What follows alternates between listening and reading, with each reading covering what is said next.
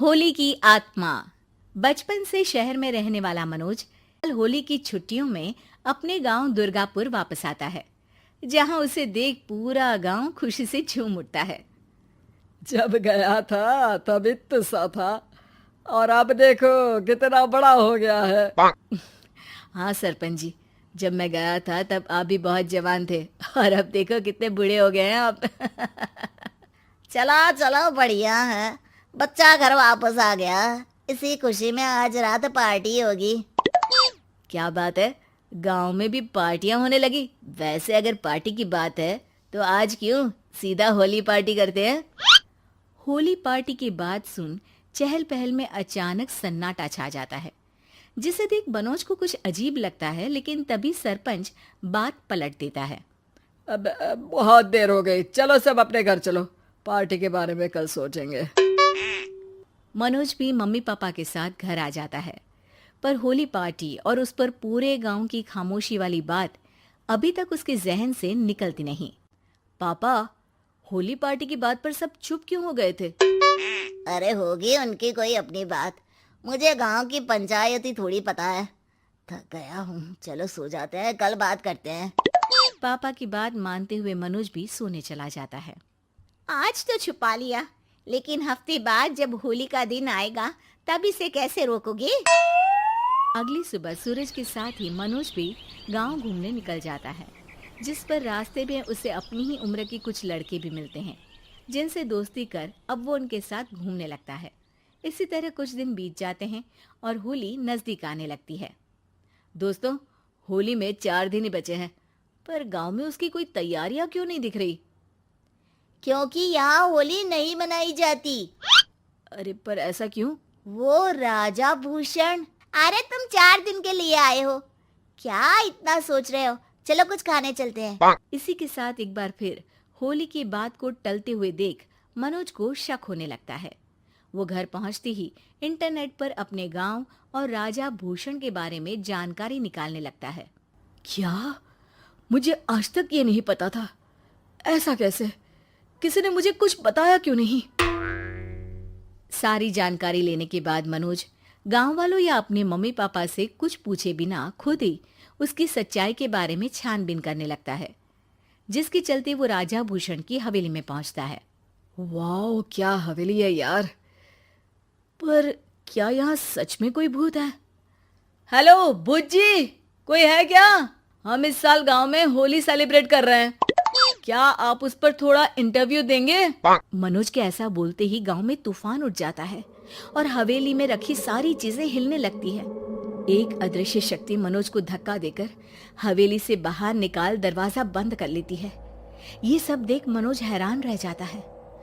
क्या अभी मुझे हवा ने धक्का देकर बाहर निकाल दिया?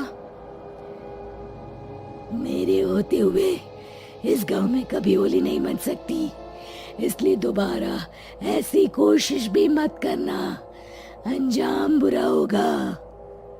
आवाज सुन मनोज हैरानी से इधर उधर देखने लगता है, पर उसे कोई दिखाई नहीं देता। वो गांव वापस आ जाता है, जहां तूफान की वजह से सब कुछ तहस महस हो चुका होता है। आखिर ये तूफान आया कैसे? ना ऐसा कोई मौसम था और ना ही हमने होली का त्योहार मनाने की बात की थी। सरपंच की बात पर कोई रिएक्शन दिए बिना मनोज चुपचाप अपने घर चला जाता है। इस तरह देखते ही देखते होली का दिन भी आ जाता है और मनोज रंग लेकर गांव में निकल जाता है, लेकिन गांव पूरी तरह खाली होता है। अरे त्योहार का दिन है, धूमधाम की जगह मातम क्यों मनाया हुआ है? मनोज की आवाज सुन सब अपने घर की खिड़कियां खोल के घर के अंदर से ही उसे वापस जाने के लिए कहने लगते हैं, पर वो किसी की नहीं सुनता। तुझे पहले भी समझाया था, अगर होली खेलने की कोशिश भी की तो अच्छा नहीं होगा। अरे बात मान लो बेटा, तुम्हें सच नहीं पता। मुझे सब पता है। सालों पहले इस राजा ने एक अंधविश्वास फैलाया और आप लोग आज तक उसे मानते आ रहे हो। अरे बेटा, जब तुम पैदा भी नहीं हुए थे उससे भी बहुत पहले से इस गांव पर होली का श्राप है। अगर गांव में होली का त्योहार मनाया जाता है तो प्रलय आना पक्की बात होती है।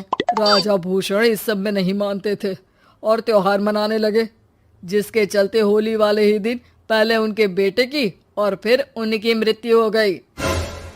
तभी से गांव की रक्षा के लिए उनकी आत्मा उस हवेली में रह रही है। सबकी बातें सुन मनोज उलझन में पड़ जाता है।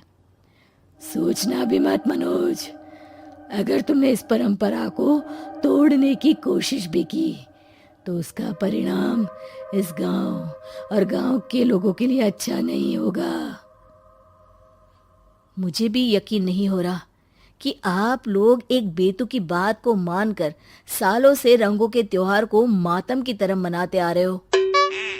मनोज किसी की कोई बात ना मानते हुए पूरे गांव में रंग बिखेर देता है, जिसके तुरंत बाद वहां तूफान के साथ बिजलियां गरजने लगती है। अचानक मौसम में ऐसा बदलाव देख जहां मनोज कंफ्यूजन में आ जाता है, वहीं गांव वाले डर से सहम जाते हैं।